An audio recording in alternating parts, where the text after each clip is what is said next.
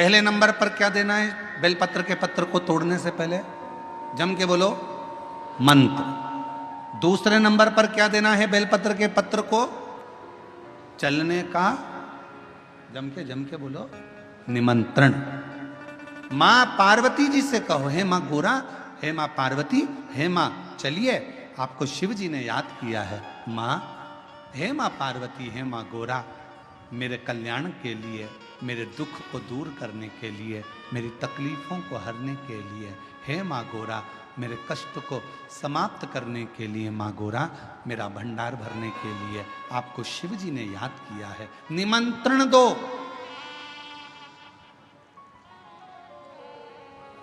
लेकर आए, फिर गूठी तोड़ी, फिर मंत्र दिया, ओम नमः शिवाय,